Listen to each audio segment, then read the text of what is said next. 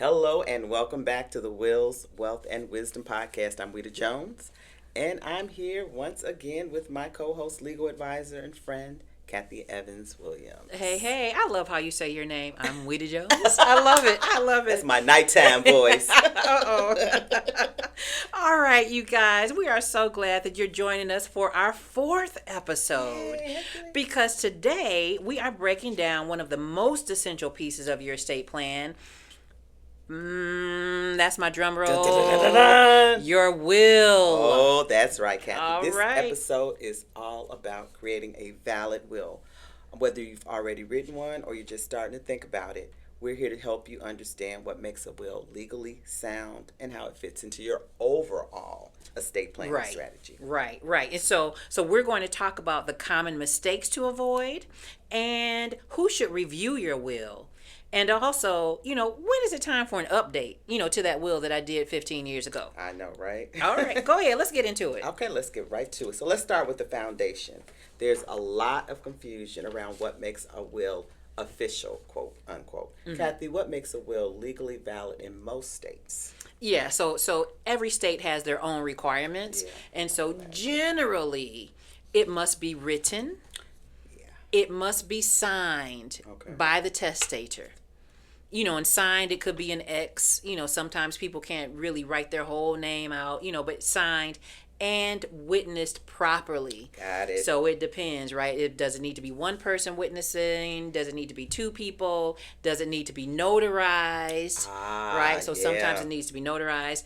And critically, the testator must be of sound mind. Right, and acting freely. That's kind of subjective. Huh? I mean, right, and it's so funny because when we do, our signings, we have to ask these questions. Right. Did anyone force or coerce you into creating the document? Do you understand the document that you're signing? Yep. And then we always ask, and are you of sound mind? Yeah, okay. Right? I know they are raising their hand, but I know some folks. Okay, but anyway. Right, but the reality is sometimes we wait until it's too late. Yeah. Right, and so we'll bring our family. Exactly. We'll bring our family member in there and say, Grandma, you need to do your will. And your grandma doesn't really know where she is. Yeah. And so that sound mind piece must be there. So in all states, you have to be of sound mind, basically. And again, written, signed, notarized, and of sound mind. See, and that's why it's good to be proactive before they get to the point, or anyone gets to the point where they're not in that sound mind capacity. All right, so great breakdown. Now, once someone has a valid will, all those things have been complied with, they need someone to carry it out, right? So why is it important to appoint an executor, and what should people consider when they choose one? Oh, man, that is an excellent question. Come on now. Wow. Talk to me. So the executor is the person that you put in charge to make sure that whatever you put in your will actually happens. That's what it is. Right. So the executor carries out the instructions in your will. So, who should that person be? Well, it should be somebody who's trustworthy, somebody who's organized. That narrows it down, doesn't it? that narrowed it down for a whole lot of folks. They had a list of 10. Now they said trustworthy. Well, we down to 1 or 2. And here's the thing. It doesn't necessarily have to be the oldest child or the only boy or the, whatever. Yeah. It has to be the one who's trustworthy, right? The one who can actually do it. They're organized. They're available. That person. They're fair. Yeah. And they, have to be able to understand what they're doing too, right? That ought to narrow it down considerably. And it could be a family member, right? Mm-hmm. And for most of us, it probably would be a family member. But for some of us, it won't be a family member. It could be a friend, or it could be a professional fiduciary. Got it. You can hire a company, to serve as your executor. Okay. Well, again, those things make sense. And I'm pretty sure that nailed that list down for a whole lot of folks. And they say, oh, who should it be? I don't know. I got Uncle Fred. I got Aunt Tilda. Yeah, organized and trustworthy. Keep those things in mind. No, it's true. And then I'll just say this too. For some people, it's difficult to choose an executor because their family members have passed away. That's true. You know, their sisters have passed away, their spouse has passed away, maybe even some of their children have passed away, and so it can be a difficult scenario. So I'm glad you asked those questions. Yeah. And the fact that you brought up a professional, so you can always go Correct. that route too. If if you're in that situation where you don't have a trustworthy, organized, available, and alive individual, right? Yeah. Okay. So, Cathe, many people think a will is just about money. Mm-hmm. And I know I'm kind of jumping around, but there's more to it than that. I mean, there's obviously more to it than that. What types of property and what kinds of instructions can you include in a will? Yeah, no, that's a great question. You asked really good questions. Will. Well, you answer them really well, so I'm like, hey, we work this out. I try. But you're right. So a will is not just about the cash, right? Because for real, if you name a beneficiary on your cash accounts, the will doesn't even have any effect on that. That's true. It can have an effect on cash, of course, but also a house, a building, any kind of real estate, land, any kind of improved property. And also, though, allows you to name a guardian for your child, right? That's so important. It could be your minor child or your child who's an adult who has special needs. Okay. And in addition to that, you can identify what accounts money should come from in order to do certain things. Got it. So you can say, you know what, I want to be buried, and I want to be buried at XYZ funeral home. And I want you to take the money from this life insurance policy to pay for it. Or I want you to take the money from this bank account to pay for it. Nice. And we'll talk about maybe prepaying Yes. anyway, so that is not an expense for your estate, but we'll do that in a later podcast. Okay, that makes sense. Yeah. We kind of were chatting about that earlier, so it makes sense. Okay, well, that's a great overview. And speaking of other tools, I can't remember, were we speaking of other tools? Anyway, it's important to understand, right, this AARP thing, it's important to understand how everything works together, like tools do. Right. So how does a will interact with other estate planning tools like those trust or beneficiary designations we talked about before? All right, yeah, and we were talking about tools because we were talking about wills, we were talking about naming beneficiaries. You're right there. And so how does it all work together? I like to say you have to think about two things. What happens to my stuff when I pass away, and who's going to help me if I'm still here and can't handle my own affairs? Boy. So the estate planning tools work together comprehensively to address those two things. Okay?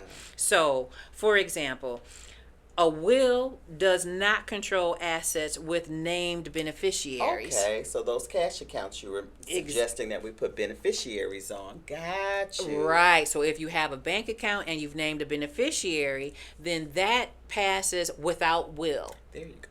If you don't have a named beneficiary, that bank account sits there until you go through probate, and probate gives you a letters of office or letters of administration to take to that bank to say, I now have the authority to transfer funds from this account to put it into an estate account. What a headache. That's how that works together.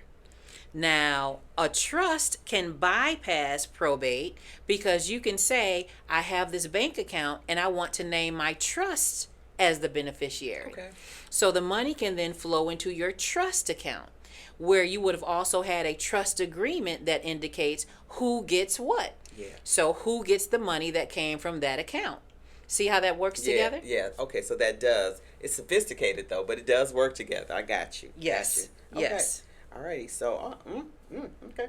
All right, so we've seen how important a will is, but unfortunately, people still make some avoidable missteps.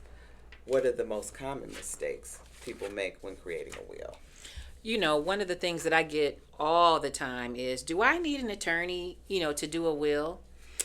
And the answer is no, you don't. You don't legally need an attorney to do the will. But if you don't know what to look for to make sure that whatever document you're pulling off the web is correct, then you're going to put yourself in a position where your family members might have to do way more work than they should. That right? $10 will on the website may not work. I mean, I've seen wills where, the person lives here in Illinois, but everything in that will talked about community property. And Illinois is not a community property state. But they didn't know that Illinois was not a community property state, so they have it replete with community property provisions. That's one thing. Yeah. Pulling something off the web, using it without understanding its implication. Okay. Another thing is, maybe failing to sign it. Goodness. I have literally seen wills where they brought them to me and they weren't signed. Goodness. Or they weren't signed properly.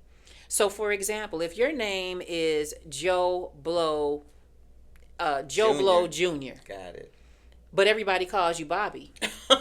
Come on, that's how we do it. I know, right? You can't sign your legal document, Little Will. You can't sign your legal document, Bobby. You have to use your legal name. So that I've seen, where the names just weren't completed properly. And then also I see where they forget to update, after they've been divorced. Yeah, that's for why example. we keep talking about that right? stuff, don't we?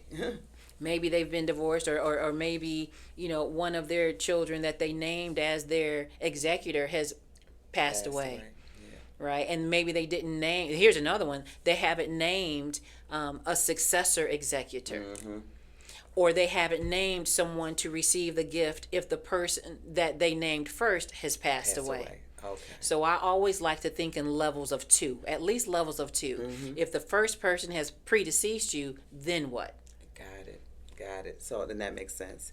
Alrighty, and so you've kind of addressed the dangers of people writing their own will. But I just want to still ask the question: can I just write it myself? And I know the answer, like most, are probably going to be it depends. But can a person write their own will? And when is it risky to go the DIY route? You kind of talked about it. Yeah. Yes, they can. They can write their own will, but the risk is they may do it wrong. Yeah. And it won't be proven that it's wrong until it's too late. Because they're not going to pull it out until you've passed away. Yeah, okay. Well, that's when they mostly pull it out. Right. Folks do try to peek, but yeah, you said. Okay. So that's a big challenge, right? So, a lot of people say, well, it just costs so much. But if you think about what it could cost if it was done incorrectly, your family members, not just money, right. But, now I don't want to get too serious and make this too heavy, but, someone that they loved has now passed away. And for a lot of people, grief is just debilitating. It is. And so it's one thing to be sad, but it's another thing to be sad and confused. And maybe broke. You broke. Because you didn't do the will right. Now they're broke. It's true. It's true. And so not having it done correctly is a challenge. Doing it yourself, if you're not an attorney, means that you can do it incorrectly. And even, listen, something that I've learned is that even as an attorney, you can be emotional about your own stuff. Yeah.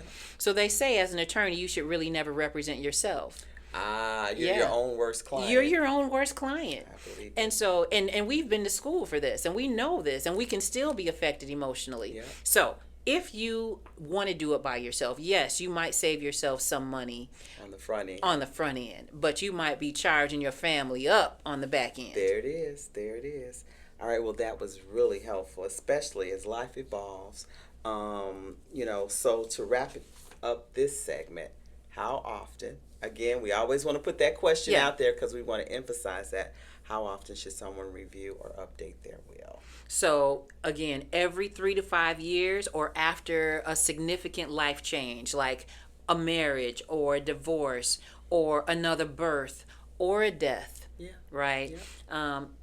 Also, if there's a change in a financial situation, let's say that I was working and I was making X dollars, but then I got another job and now I'm able to invest in different investment tools and now I have a different opportunity for a different estate plan. So that would be considered, kind of like a significant change or if the law changes. Yeah.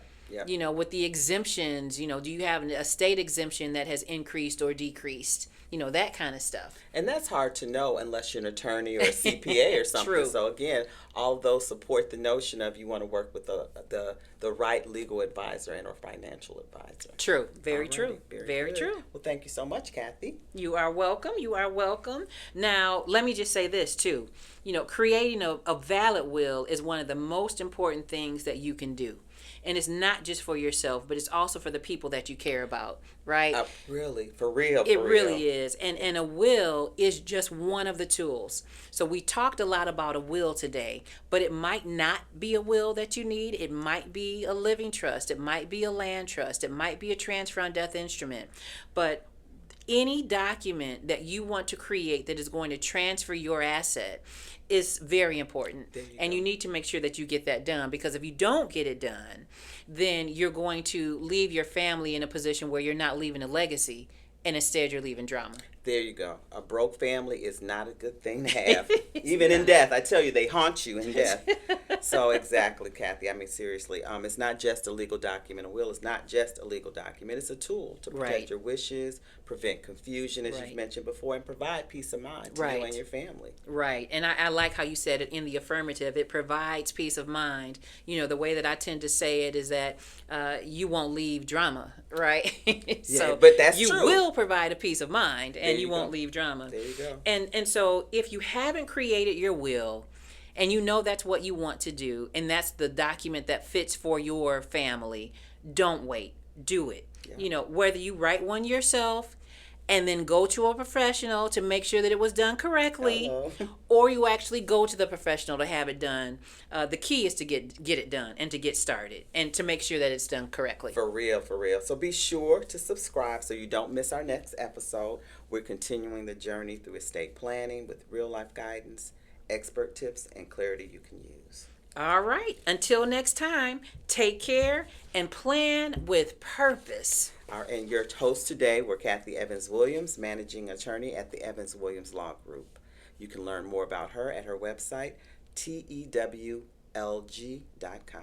And Ouida Jones, Illinois licensed realtor with HomeSmart Realty Group of Orland Park. You can reach her at ojones.realtor@gmail.com. Thanks for joining us. We'll see you in the next episode.